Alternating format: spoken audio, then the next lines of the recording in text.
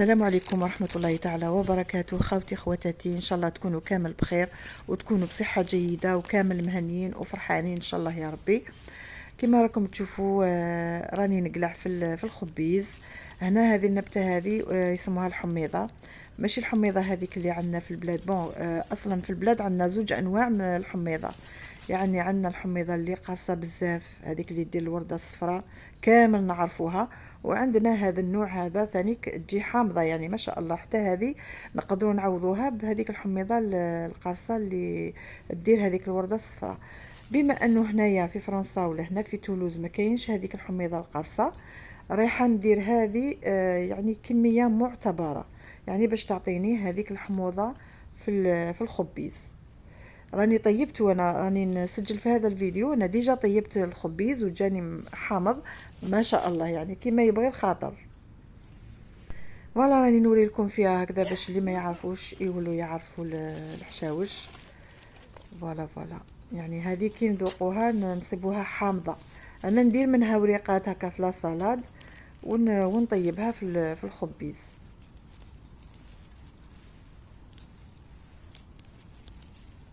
انا كنت في البدايه تاع البلاصه هذه ما فيهاش كامل الحشاوش تاع الخبيز، لقيت فيها غير هذه الحميضه، يعني بلاصتها تقول سبحان الله، تقول مزروعه يعني.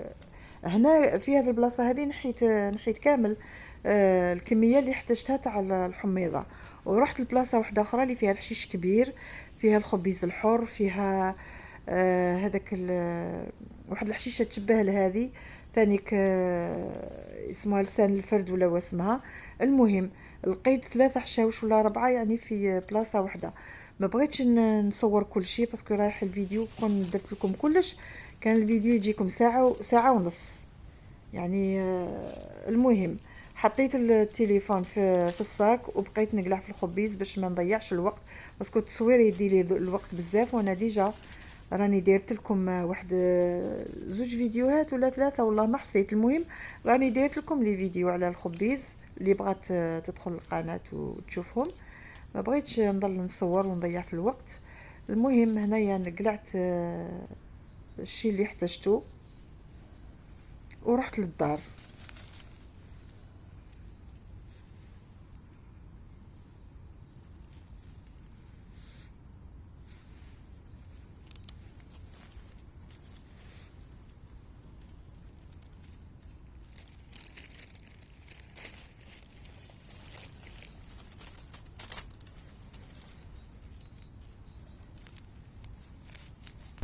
كما راكم تشوفوا العليق بزاف مع الارض، يعني الشوك ما كانش سهل عليا باش نقلعها. هذاك العليق ماشي كامل مع الارض.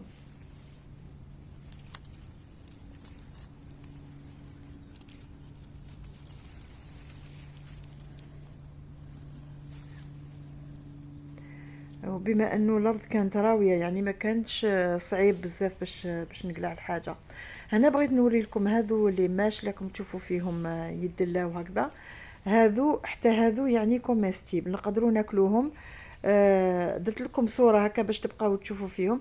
هذا الشجره تاع لينوازيت، شجره تاع لينوازيت بعد ما طيح الوراق ويطيح منها كل شيء كما راكم تشوفوا تخرج هذو لي ماش هكذا. هذو نذوبوا الشوكولا بعد ما نكونوا شللناهم بيان سور، نغسلوهم تحت الروبيني هكا يتنحى لهم الا كان غبار ولا يتنحى لهم. مهم ما نبقاوش نغسلوا فيهم بزاف سينو نخسروهم كامل، غير بالعقل برك تشليله وخلاص. نيبسوهم نشفوهم، عفوا نشفوهم غير هكا من داك الماء هذاك، ونديروا نذوبوا الشوكولا نغطسوهم في الشوكولا هكذاك طوال ونحطوهم يبسوا الشوكولا بلا ما نديروا لها حتى اضافات. يعني نذوبوها برك الشوكولا النوع اللي يعجبكم، سواء شوكولا نوار ولا شوكولا ولي ولا البيضه ولا اللي تعجبكم. ذوبوها تغطسوهم فيها وتحطوهم حتى تيبس الشوكولا هذيك وتاكلوهم، يعني تاكلوهم هكذاك. كيما نقدروا نديروهم ثانيك دي بيني، ديروا باطا بيني تغطسوهم في هذاك وتقلوهم وتاكلوهم. ونقدروا ثاني نخدموا منهم الفارينه، ثاني نقدروا نخدموا منهم الفارينه، يعني نقلعوا كميه كبيره قد ما تقلعوا قد ما مليح. كما هنا ما نكذبش عليكم، هنايا في كل دوره تلقاو شجره تاع لينوازات، يعني كاينين ما شاء الله. تيبسوهم كامل وتطحنوهم وتصنعوا منهم الفارينه. يعني تكون كبديل تاع الفرينه اللي تخدموا بها الكاطو، تخدموا بها لي كيك. فوالا. وهنا الحنين تاع الطفوله كيما راكم تشوفوا، بغيت نوري لكم اكسبري كي كنت نمشي على الماء، يعني كيما باش نفكركم بالصغر.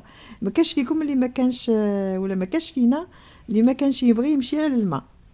يعني سبحان الله، قد ما نكبروا يبقى دايما فينا واحد الطفل صغير هكا، نبقاو دايما يكون دايما عندنا ذاك الحنين للطفوله. انا نخليكم تشوفوا النباتات تاع الغابه اللي نتلاقى بهم واللي يعجبوني بزاف. يعني كل ما نشوف حاجه تعجبني نصورها ونوريها لكم حتى نتوما. انا مانيش انانيه، يعني حاجه اللي تعجبني نوريها لكم باش حتى نتوما تستمتعوا معايا. هذيك لا بلونت اللي شفتوها الورق تاعها يجي قاصح وفي الشوك، يعني كل ورقه في الاخير تاعها فيها شغل كي الشوكه، بصح اون بلونت شابه، يعني اللي تبقى دائما خضراء، سورتو كي دير هذاك الحب الاحمر شابه بزاف. ومن بعد وريت لكم هذاك العرف اللي فيه ديك لاموس. سبحان الله، هي ماشي بلونت يعني كشغل لاموس وتنوض هكا في العراف اللي يكونوا يابسين تاع الشجر، بصح شابه بزاف. وهذا الشجره هذه عجبتني ثانيك، دير الورد الصفر راني شايفتها ديجا من قبل، يعني كاع الشجور اللي يطيحوا الورق تاعهم هي ما تطيحش الورق، وتزيد دير هذاك الورد الصفر شابه بزاف. وهذه هاد لا بلونت اللي تعجبني بزاف، تشبه لافوجير. هذه ماهيش لافوجير مي تشبه لها، تعجبني ثاني بزاف. ديت واحد الزوج غرستهم ونشوف الا ينوضوا ولا لا. المهم الا كبروا راني نوريهم لكم. فوالا فوالا خوتي خواتاتي. وهنا نهار واحد اخر اللي جيت باش يعني كنت هدرت معاكم في الجروب وقلت لكم على ذيك النبته اللي فيها جزء منها اللي يعني يعتبر كمتبل الحلويات ولا الطيابات، ولا المهم يعتبر كمتبل. هنايا كنت كيما وعدتكم في الجروب قلت لكم الا تبغوا نروح نصور لكم هذيك النبته ونقلعها ونوريها لكم. قلتوا لي ماذا بيك وكل شيء، ماذا بينا نعرفوا. الوغ جيت في هذا الساعه هذه اللي راني نمشي فيها كيما راكم تشوفوا هنايا، جيت باش نوري لكم هذيك النبته. ولا نخليكم مع بقيه الفيديو، ومن بعد نعاود نرجع لكم، يعني كي نوصل للنبته نعاود نرجع لخواتاتي.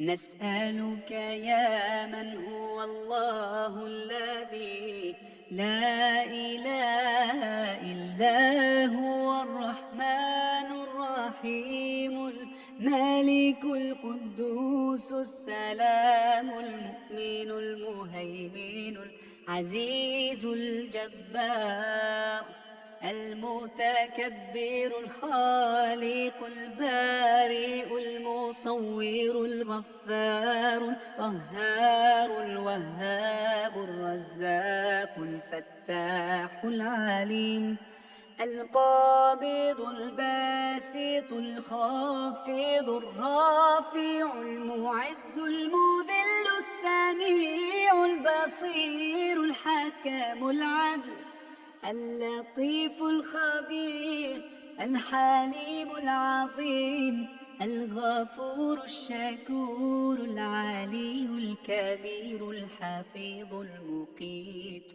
الحسيب الجليل الكريم الرقيب المجيب الواسع الحكيم الودود المجيد الباعث الشهيد الحق الوكيل القوي المتين الولي الحميد المحصي المبدئ المعيد المحيي المميت الحي القيوم الواجد الماجد الواحد الصمد القادر المقتدر المقدم المؤخر الأول الآخر الظاهر الباطن الوالي المتعالي البر التواب المنتقم العفو الرؤوف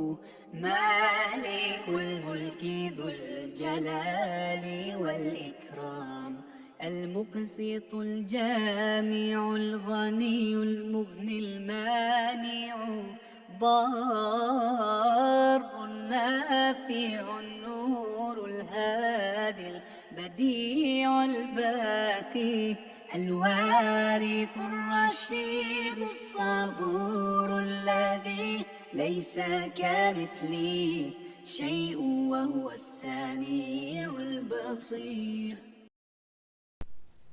هذه هي النبتة اللي راني نوري لكم فيها، هذه هي اللي جيت خرجت على جالها اليوم باش نوريها لكم، وان شاء الله رايحين تستفادوا معايا. هذه اللي راكم تشوفوا فيها نمس فيها، هذه اللي فيها ريحه الثوم، كنت وريتها لكم من قبل، يسموها لا بلونتالاي، ممكن يكونوا عندها اسماء واحده اخرين. المهم كي تبغوا تعرفوا ديروا غير كابتشر وديروها في جوجل راح تعرفوا كلش.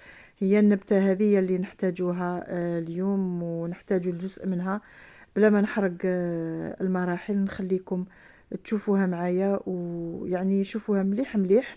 ممكن رايحين تلقاوها في الغابات تاوعنا، يعني في الجزائر اكيد تكون كاينه. هي تنوض في الغابه وتنوض دايما على طرف الطريق، يعني على في الطرف تاع الغابه وين تكونوا تمشوا تشوفوها على الطرف، دايما تنوض على الطرف. كما راكم تشوفوا هنايا غير في الدخله تاع الغابه راني لقيتها، يعني موجوده بكثره بكثره. هذه الحميضه هذه اللي تشبه اللي كنت نقلع فيها البارح، مي هذه مش قارصه شغل، مش عارف يسموها بالك، هذه هي لسان الفرد ولا. المهم انا مانيش والله ماني مختصه في هذه الامور هذو، برك الخبيز انا تعلمته ماما. الحشاوش كنت نشوفها كي تقلعهم، مي كانت كي تقلع ما تسميش يعني الحاجه، برك تعلمت شي صوالح الخبيز، شنافو، بودلاقم، الحليبه، القرنينه، هذو تعلمتهم كي نسمعها تهدر هكا ونسمع نسا يهضروا ولا، سينو ما كنتش ننتبه نقولها ما قولي لي كاع الاسماوات تاعهم. يعني كاين حشاوش اللي نعرفهم باللي كوميستيبل يعني يتكلوا ولا ينداروا في الخبيز، بصح باش نقول لكم الاسماء تاعهم والله ما نعرفش كامل الحشاوش، ما نعرفش كامل الاسماوات. المهم هذه هي الحشيشه، كنت حطيت الكاميرا التليفون تاعي فيكسيتو، نحسبت راني شغلت الكاميرا مي ما شغلتهاش، معليش درك نقلع قدامكم، كنت قلعتها بلا ما نصور، درك نزيد نقلع قدامكم وتشوفوا.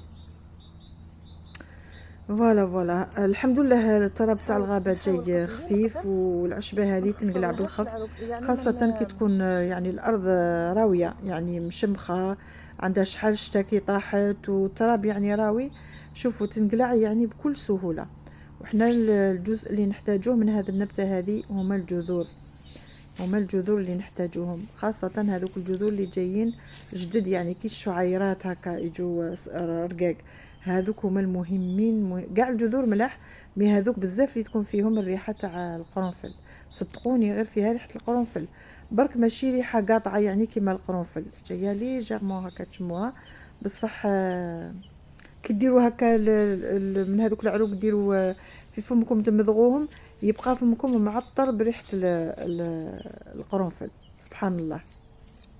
والنبته هذه يعني كوميستيبل كامل، ماشي غير العروق، العروق نحتاجوهم كمتبل، والاوراق نحتاجوهم ناكلوهم في لاصالاد ولا نطيبوهم، طيبوهم كيما تحبوا، تبغوا طيبوهم كيما السلق يعني بالدرسه، تبغوا طيبوهم كيما تحبوا. برك معلومه الورق تاعها حلوين سبحان الله، حلوين يعني بمعنى الكلمه، كي تاكلوهم تحسوا بواحد الحلاوه فيهم كيما تاع السكر، برك هما مش حلوين حتى زامجين، مهم حلوين ما شاء الله، هايلين الورق تاعها هايلين. والجذور نحتاجوهم كما قلت لكم معطرين بريحه القرنفل، سبحان الله. ممكن تتسائلوا تقولوا لو كان نبقاو نقلعوا هذه النبته هذه من الجذور يعني ما تبقاش تنوض من بعد، كما نعرفوا كي نقلعوا نباتات من الجذور من بعد ما يعاودوش ينبتوا، مي هذه النبته بالذات غير ما تخافوش، يعني ربي باش عطى الفايده تاعهم في الجذور، سيك ربي سبحانه رايح يعطيها دائما هذه النبته هذه، يعني ما تخافوش راح دائما تكون كاينه. هذا الشيء اللي انا تعلمته ولا الشيء هذا اللي سمعته من مختصين تاع النباتات، غير ما تخافوش، غير قلعوها ما تخافوش، وكل عام ان شاء الله تكون كاينه. فوالا هذه معلومه باش نقولها لكم. سبحان الله كي كنت نقلع فيها مره على مره تضربني ذيك الريحه تاع القرنفل هكا، تضربني للنيت، تشموها يعني حاجه خفيفه يعني ماشي كما القرنفل اللي قاطع بزاف، مي تشموها يعني سبحان الله وحلوه سبحان الله. حتى دوك العروق تاعها كي تديروهم في فمكم هكا تحسوا بهم حلوين شويه، سبحان الله. نبته ولا اروع. نحتاجوا الجذور ونحتاجوا الاوراق. انا الاوراق هذوك طريين درتهم في لا سالاد، والباقي درتو في الخبيز، يعني درتها في الخبيز. ما درتش كامل الكميه بس كانت كميه كبيره. كما تعرفوا الخبيز ما لازمش نغلبوا حشيشه على حشيشه، لازم يعني يكونوا شويه شويه. يقول لك اذا زاد الشيء عن حده انقلب ضده، يعني ما نكثروش بزاف من الحشيشه. عندك الخبيز الحر والقرنينه، هذو هما اللي نقدروا نقووا منهم يعني وما نخافوش، خاصه القرنينه يعني قد ما تكون ما راحش تخسر لكم الخبيز. مي بعض النباتات ما لازمش نكثروا منهم بزاف. هي بالحق هذه النبته هذه لكم تشوفوا فيها حلوه، ما فيها حتى بنه اللي زعما كتجي قاطعه ولا. مي ما بغيتش نكثر منها بزاف باسكو مانيش موالفه ديجا نديرها في الخبيز اول مره. لو كان ما عرفت بلي كوميستيبل اصلا ما نديرش الورق، يعني كنت نحتفظ غير بالجذور وخلاص. مي بحثت بزاف و ماشي كاع لي فيديو ولا ماشي كاع الناس اللي وراو هذا النبته هضروا على الاوراق، هضروا غير على الجذور. دروك بقيت غير نبحث والاوراق واش نديروا بهم. يعني كي الجذور ما همش سامين، سيك الاوراق ثاني ما يكونوش سامين. الوغ بحثت عليها وصلت بلي تندار غير الورق الطريين هذوك كي نديروا في لا سالاد، باسكو الورق تاعها حرشين شويه، حرشين ما نقدروش نديروهم هذوك الورق اللي قدم ما نقدروش نديروهم في لا سالاد، يعني نحسوا بديك حرشين. فوالا الوغ درتهم انا في الخبيز.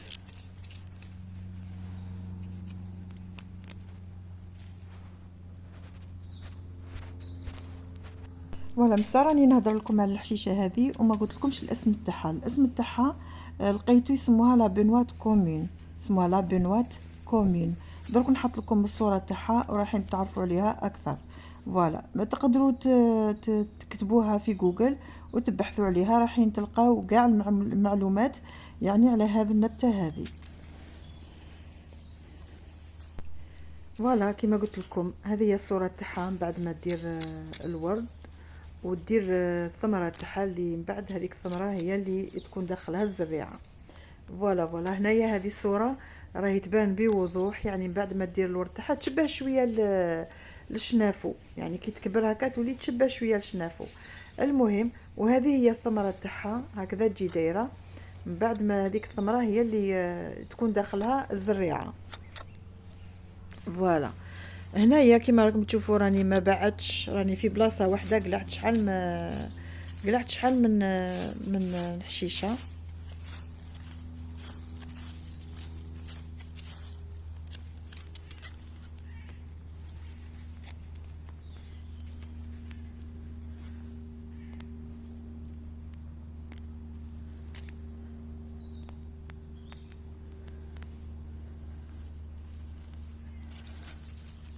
شوفوا هذه ما شاء الله شحال فيها هذوك الشعيرات ولا يعني هذوك الجذور اللي جرقاق، هذو هما الصح في النبته.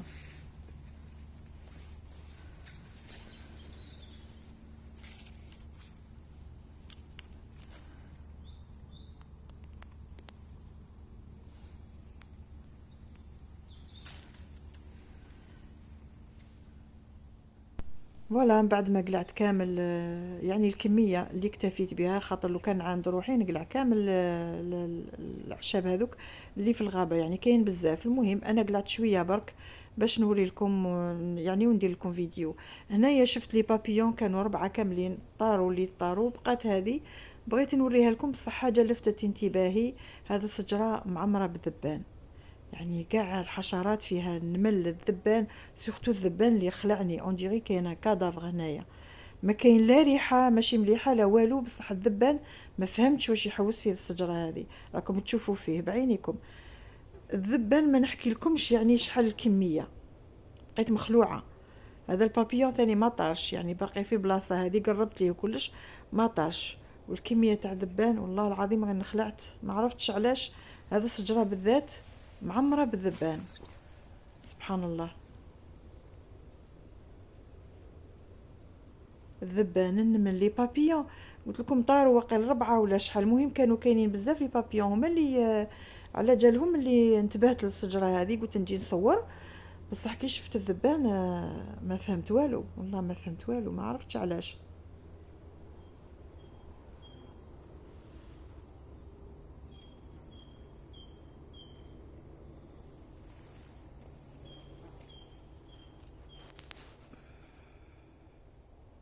وهنا نفس الشجرة اللي كنت نصور فيه هذا وينا. شفت هذا كي شغل دي شامبينيون، يعني الشكل تاعهم شحال شباب، داير كيما المروحة.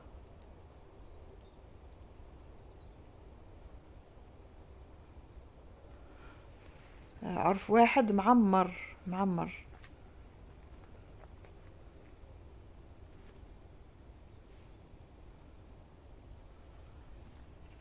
الشكل تاعو شباب بزاف، كي تكونوا حداه خير من في الصوره ما بانش مليح، يعني في لا فيديو كاع ما بانش الشكل تاعو، هو جاي فيه واحد الطويات هكا كيما كيما المريوحه، اون ديغي دي بابيون راهم فوق العرف، الشكل تاعهم داير كيما البابيون.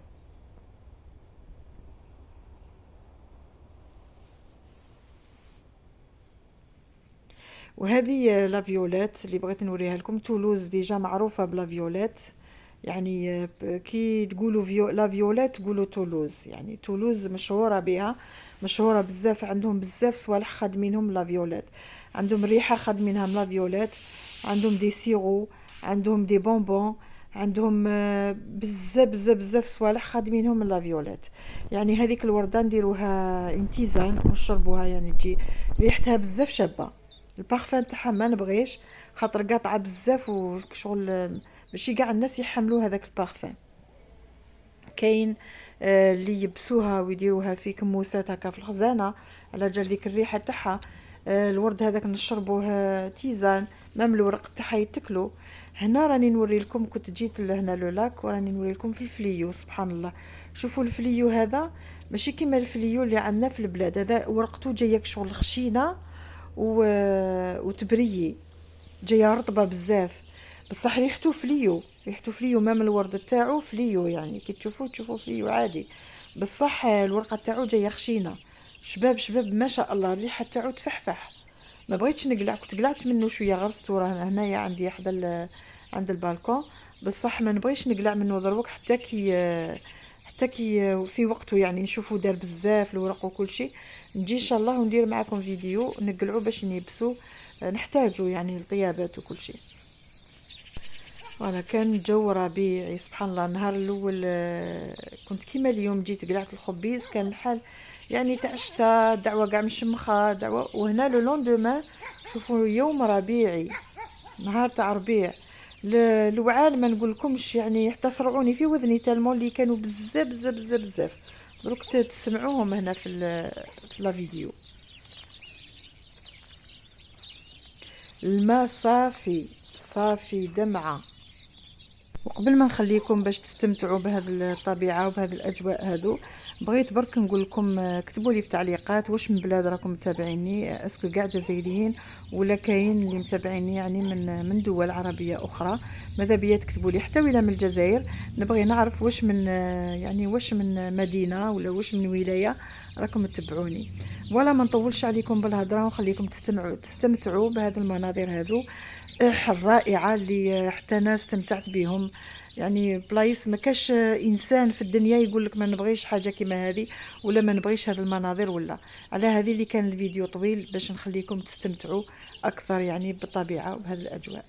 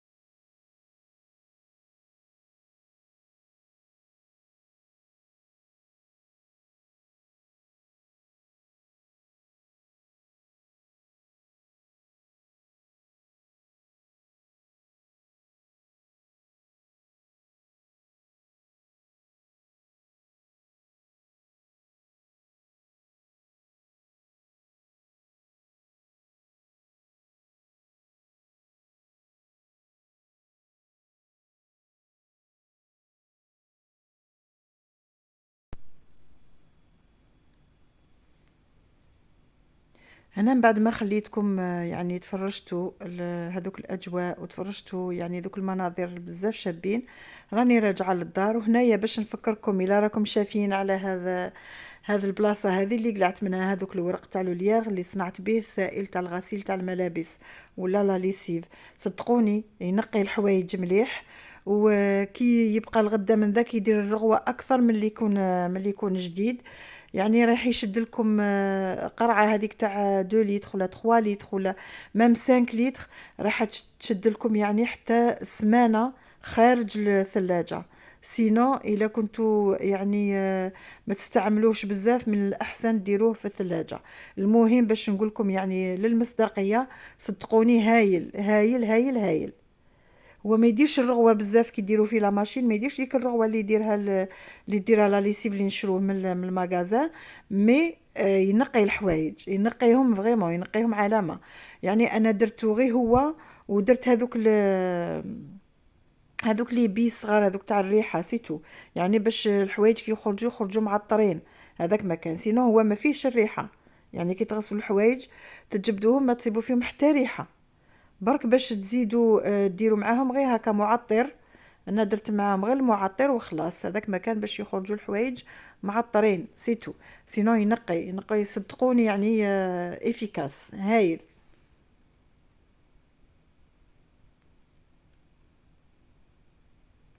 فوالا هذا ثاني منه.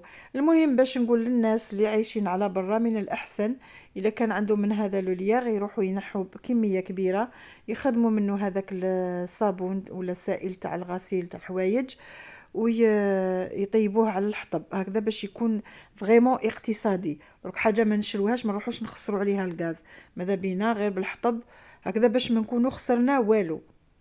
هذا ما كان يعني شويه تعب، مي ماشي بزاف. تقلعوا هذوك الورق طيبوهم على النار، هنا راكم يعني اقتصدتوا. فوالا. الطبيعه كما قلت لكم وكما نقول لكم دائما وكما راكم عارفين، هذه جبله ما نقولها لكم، الطبيعه فيها الخير والخمير.